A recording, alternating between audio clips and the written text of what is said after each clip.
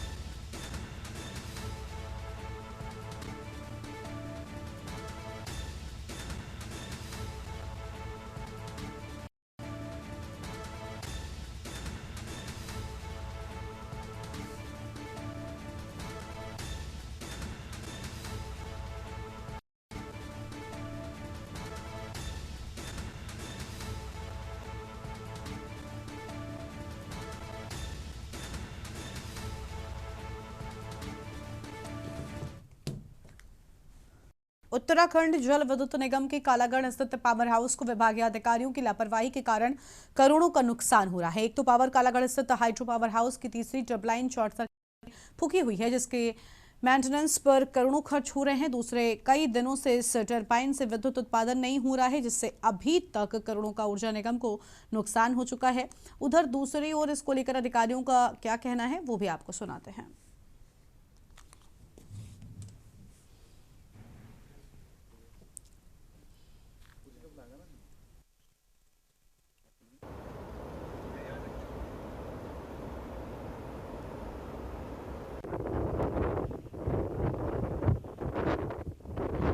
मतलब system old and obsolete होने की वजह से इक्विपमेंट का फेलियर हुआ है। तो हम लोग मतलब अपने लगातार मतलब कि काम कर रहे हैं, 24/7 आवर्स काम कर रहे हैं और उससे उसी मशीन को उत्पादन हेतु उपलब्ध मतलब कि करवा दिया जाएगा। और बाकी आज की डेट जो भी हम लोग टारगेट जो कि सीए और यूआरसी द्वारा डिसाइड होता है, उससे हम लोग 50-60 टीमें हम लोग एक्स्ट्रा जनरेट कर चुके हैं।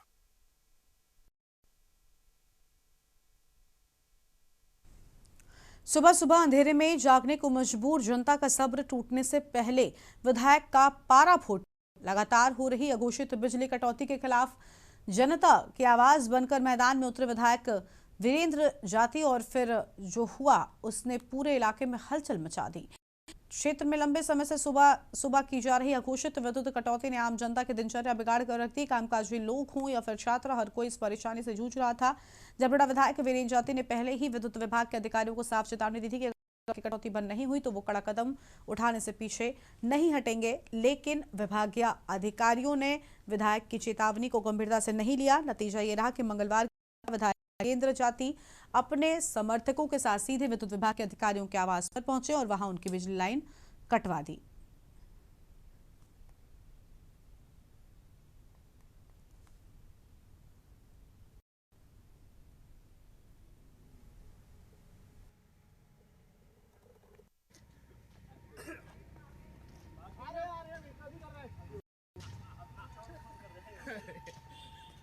भाई इधर आ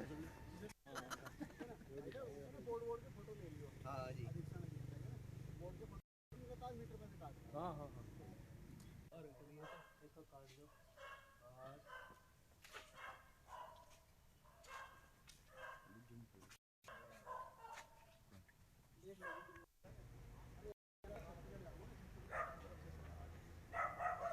देखिए हम लोग लगभग 15-20 दिन पहले एससी महोदय से मिलने के लिए आए थे और हमने कहा था कि सुबह सुबह ये जो बिजली की रोस्टिंग आप करते हो, सुबह सुबह बिजली का आप काट देते हो और उस बिजली काटने के परिप्रेक्ष्य में बच्चों को स्कूल जाना है, बच्चों को तैयारी करनी है या लोगों को गर्म पानी चाहिए या लोगों को सुबह की सुविधाएं चाहिए।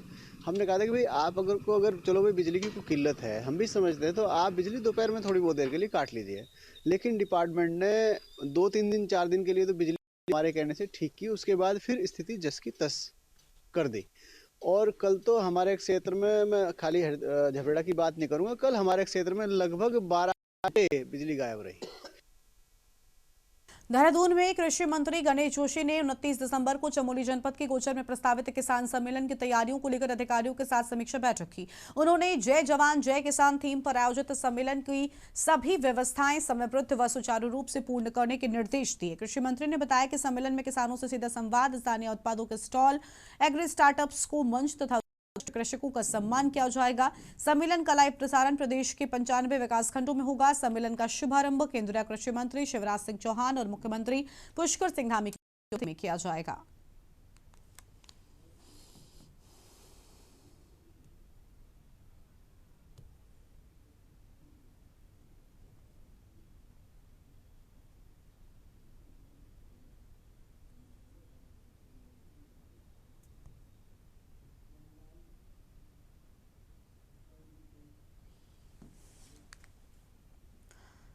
खबर गदरपुर से है, जहां पर बांग्लादेश में हिंदू युवक के निर्मम हत्या के विरोध में आज भाजपा मंडल अध्यक्ष के नेतृत्व में सैकड़ों भाजपाइयों व स्थानीय लोगों ने बांग्लादेश सरकार के खिलाफ पर उतर कर विरोध प्रदर्शन किया। बांग्लादेशी प्रधानमंत्री मोहम्मद यूनुस मुर्दाबाद के नारे लगाए। मुख्य चौराहा सुभाष चौक पर जमकर नारेबाजी करते हुए आक्रोश व्यक्त कर बांग्लादेश के प्रधानमंत्री का पुतला दहन किया। भारत के प्रधानमंत्री मोदी से तत्काल कार्रवाई करने की मांग की और हिंदुओं के लिए भारत का बॉर्डर खोलने की भी मांग करते हुए बांग्लादेश के अल्पसंख्यक हिंदुओं को भारत में आने देने की बात कही।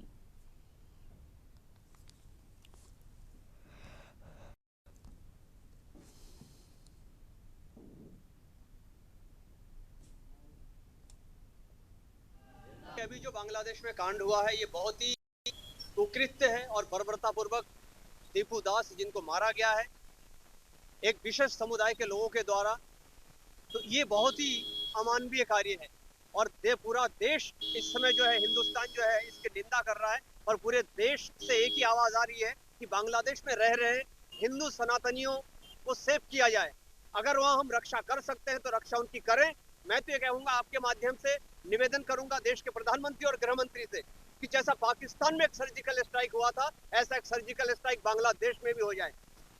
देखिए, जहां हम लोगों की सोच खत्म होती है उससे कई हजारों किलोमीटर दूर जाके नरेंद्र मोदी जी की सोच स्टार्ट होती है।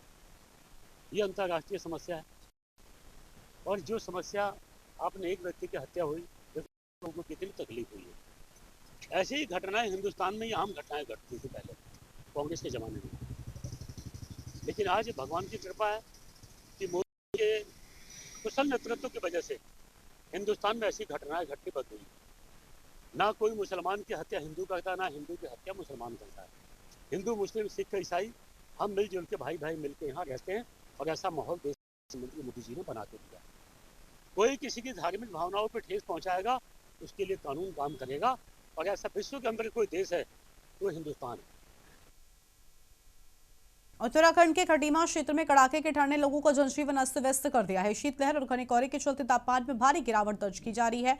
ठंड से बचने के लिए लोग सार्वजनिक स्थानों पर अलाव का सहारा लेते हुए नजर आ रहे हैं। वहीं कई लोग चाय की चुस्कियों के साथ ठंड को दूर भगाते दिखे। घने कोहरे के कारण सड़कों पर दृश्यता काफी कम हो गई, जिससे वाहनों की रफ्तार धीमी पड़ गई। वाहन चालकों को अतिरिक्त सावधानी बरतनी पड़ रही है।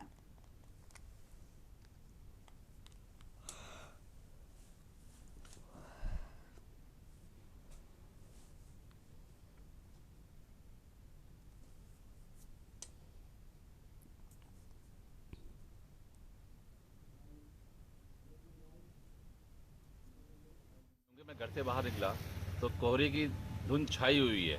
आसपास के लोग भी 10 मीटर की दूरी पे दिखाई नहीं दे रहे होंगे। और इसके साथ साथ आप देख रहे होंगे तो देखिए पाला भी कितनी तेजी से गिरता जा रहा है। पाला और ठंड दोनों का ही प्रकोप दिन पर दिन बढ़ते ही जा रहा है। और इसको लगता है कि ठंड में आप देखिए हमने अलाव जला रखा है। सुबह से हम इसी अलाव का सहारे बैठे हुए हैं और ठंड को इस तरह से अपना व्यवस्थित कर रहे हैं। तो मेरा मानना ये है कि अब ये दिन आने वाले हैं, धीरे धीरे ठंड और पाला बढ़ता ही जाएगा और इससे सर्दी पर असर और तेजी से पड़ेगा। ठंड पड़ रही है, किस तरीके से देख रहे हैं ठंड को? ठंड को किस तरीके से देखा जा रहा है? ठंड को इस तरीके से देखा जा रहा है, आज कुछ ज़्यादा ही है। कल से ज़्यादा और परसों से ज़्यादा आज ज़्यादा ठंड है और कोहरे के से वजह से आगे का कुछ दिख नहीं रहा है और जिसकी वजह से हमने आज आगे जला के आता। उत्तराखंड में लगातार शीतलहर और कोहरे का प्रकोप जारी है। शीतलहर ठंड से जनजीवन अस्त व्यस्त हो गया है, तो वहीं बात करें हम कोहरे की तो धूप के दर्शन भी लोगों को नहीं हो पाए हैं। ठंड में लोग अलाव का सहारा ले रहे हैं तो कहीं चाय की चुस्की भी ले रहे हैं। और यहाँ ठंड को दूर भगाने के लिए चाय की चुस्की और अलाव का सहारा ले रहे हैं। तो यहीं लोगों का साफ तौर पर कहना है कि दिसंबर के महीने में ठंड बेहद काफ़ी कड़ाके की पड़ रही है, जिससे जनजीवन अस्त व्यस्त हो गया है। अब हम यहाँ बात करेंगे, यहाँ नागरिक अस्पताल में वरिष्ठ चिकित्सक हैं, तो क्या क्या सावधानी बरतनी चाहिए ठंड को लेकर और क्या कुछ कहते हैं डॉक्टर, उसी को मानकर ही ठंड से बचना पड़ेगा। सभी से यही अनुरोध है कि अगर आवश्यक ना हो तो घर में ही रहें, आपको गर्म रखें, गर्म वस्त्रों का प्रयोग करें, गर्म तरल पदार्थ का प्रयोग करें, गुनगुना पानी पिए। और अगर जो वृद्ध बुजुर्ग लोग हैं उनको विशेषकर इस मौसम में सावधानी रखनी है कि इस समय सुबह के टाइम मॉर्निंग वॉक को अवॉइड करें। इस समय चूँकि हृदयघात का सबसे ज़्यादा प्रकोप रहता है, तो कोशिश है कि घर पे ही जो भी योगा और एक्सरसाइज करनी है घर पे करें, सतर्क रहें, घर पे रहें, सुरक्षित रहें, बहुत आवश्यक होने पे ही घर से बाहर रहें। क्या कहेंगे, दिसंबर का महीना है, इतनी कड़ाके की ठंड पड़ रही है, तो पहले कभी नहीं देखी गई इस ठंड को, तो क्या अब चूँकि ये मौसम का रहता है, इस बार शायद पूर्वानुमान मौसम विभाग ने पूर्व से ही लगा लिया था कि इस बार ठंड जल्दी पड़ेगी और पूरे दिसंबर ठंड रहेगी, तो वही देखने को हमें मिल रहा है। अब आगे का अपडेट तो मौसम विभाग इसमें बिल्कुल। मेरे साथ थे अस्पताल के वरिष्ठ चिकित्सक डॉक्टर बीपी सिंह का साफ तौर पे कहना है कि इस ठंड में लोग परहेज करें, घर से बाहर ना निकलें और मॉर्निंग वॉक को भी अवॉइड करें और सड़कों पर चलने वाले जो वाहन हैं उस पर ध्यान दिया जाए। सुरेंद्र कुमार गुप्ता, के न्यूज़ इंडिया, खटीमा।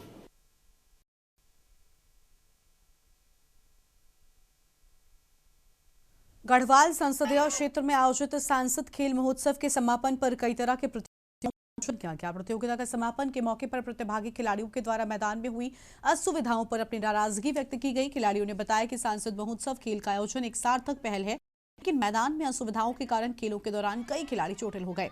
पौड़ी के रांची स्थित खेल मैदान भारत का ही नहीं एशिया का सबसे ऊंचाई में स्थित खेल मैदान है, जहां समय समय पर यहां हवाई यात्रा से पहुंचने वाले कथित VIP के आने से मैदान को खेलों के अनुकूल रख पाना मुश्किल होता है।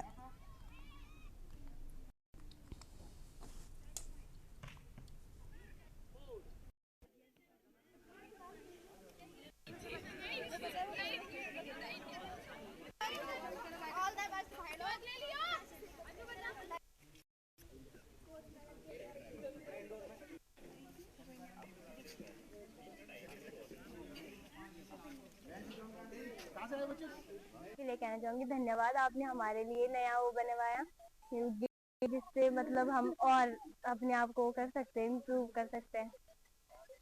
शुभ नाम स्नेहा बिडालिया है और मुझे बहुत अच्छा लगा और हम चौबट्टा खाल से आए हैं और मुझे यहाँ खेल के बहुत अच्छा लगा और हमारा फाइनल मैच लेंसिडॉन के साथ था। मैं ब्लॉग से बिलोंग करती हूँ और हम सांसद थे महोत्सव में आ रखे हैं और ये मेरी टीम है पीछे और मतलब खेल अच्छा था बट मेरे हिसाब से मैच खिलवाना चाहिए था और अच्छा था और हम फाइनल जीते, मुझे खुशी है। मैं 10th क्लास की स्टूडेंट हूँ तो खेल से बहुत अच्छी प्रतियोगिता है, खेल के काफी अच्छा लगा। मतलब ये है कि हाँ इसमें है पर थोड़ी बहुत फैसिलिटीज की वजह से और ये जान पहचान है यहाँ लोगों की तो उस वजह से भी बहुत सारे घपले वगैरह भी हुए थे ब्लॉक लेवल पे।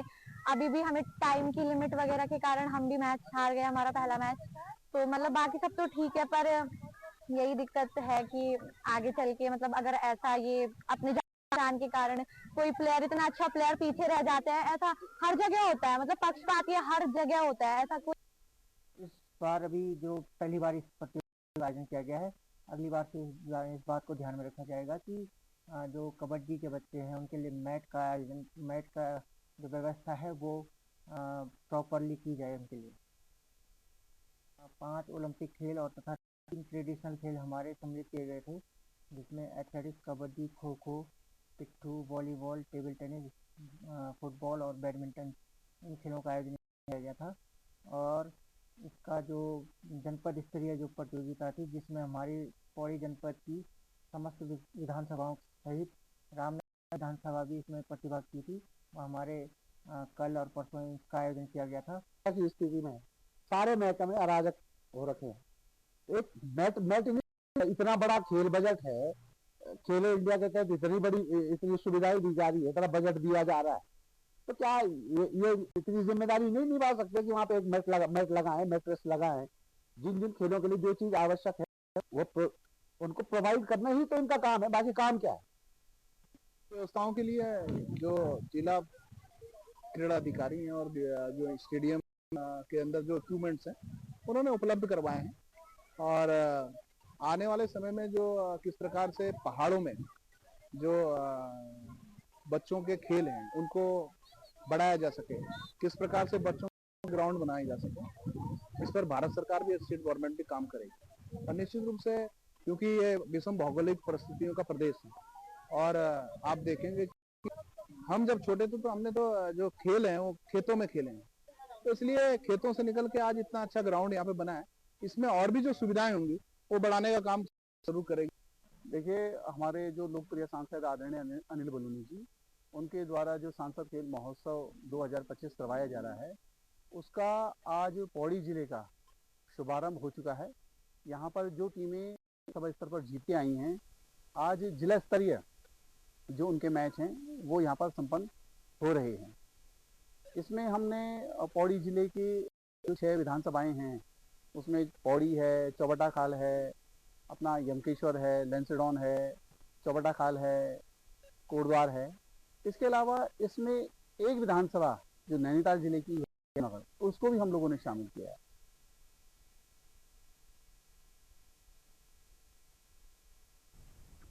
देहरादून में भारतीय जनता पार्टी महानगर कार्यालय प्रधानमंत्री भारत रत्न अटल बिहारी वाजपेयी की जन्म शताब्दी कार्यक्रमों की तैयारियों को लेकर बैठक आयोजित की गई। बैठक में प्रदेश अध्यक्ष एवं राज्यसभा सांसद महेंद्र भट्ट ने कहा कि अटल जी के सुशासन, दूरदर्शिता और राष्ट्रहित की विरासत को जन जन तक पहुंचाने के लिए 24 से 31 दिसंबर तक विशेष अभियान चलाया जाएगा। उन्होंने बताया कि 24 दिसंबर को अटल जी की प्रतिमाओं व स्मारकों की सफाई, शाम को दीप प्रज्वलन तथा उनकी उपलब्धियों पर प्रदर्शनी आयोजित की जाएगी।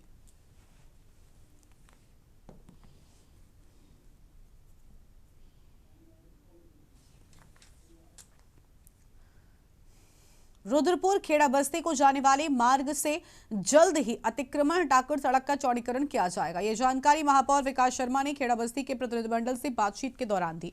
उन्होंने संबंधित जेई को सड़क चौड़ीकरण का प्रस्ताव तैयार करने, अतिक्रमण हटाने की आवश्यक कार्यवाही के निर्देश दिए। भाजपा संत कबीर मंडल अध्यक्ष मुकेश पाल के नेतृत्व में खेड़ा बस्ती के लोगों ने महापौर से उनके कार्यालय में मुलाकात कर ज्ञापन सौंपा है।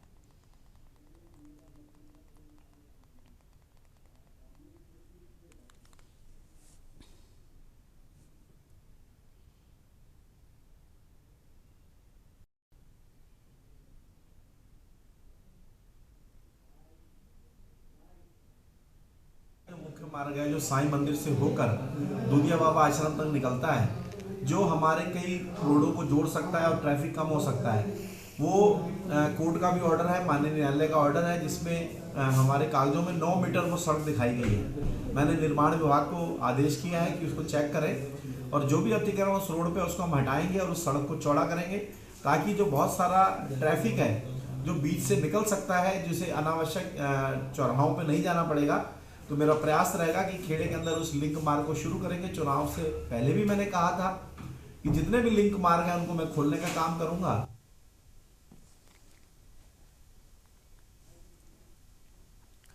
खबर देहरादून से है, जहां पर जिलाधिकारी सविन बंसल ने एक बार फिर से ऋषिपर्णा सभागार में आयोजित जनता दर्शन कार्यक्रम के जरिए आम जनता की समस्याओं को त्वरित समाधान किया है। और सोमवार को आयोजित इस सुनवाई में कुल 171 शिकायतें दर्ज की गई, जिसमें से कई गंभीर मामलों का डीएम ने मौके पर निस्तारण कर पीड़ितों को राहत पहुंचाई है। जन सुनवाई के दौरान मानवीय चेहरा सामने आया, जब डीएम ने एक मूक बधिर बच्चे की शिक्षा के लिए उसे निःशुल्क स्पेशल स्कूल में दाखिला दिलाने के निर्देश दिए। साथ ही आर्थिक तंगी के कारण पढ़ाई छोड़ रहे बच्चों की फीस जमा कराने का तत्काल समाधान भी किया है। भूमि विवाद के एक गंभीर मामले में 7 लाख रुपए की धोखाधड़ी की शिकायत पर डीएम ने तत्काल ही एफआईआर दर्ज कराने के आदेश भी दे दिए हैं।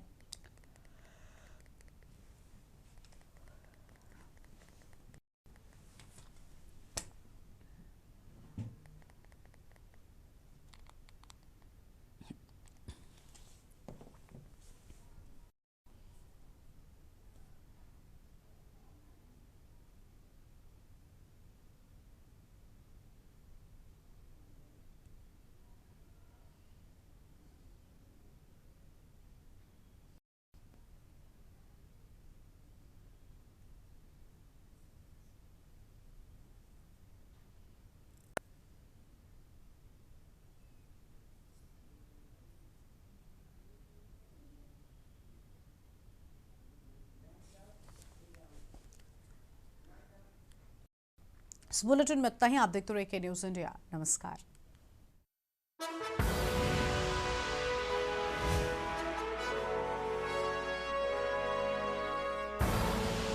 आप देख रहे हैं के न्यूज़, खबरों का साथ।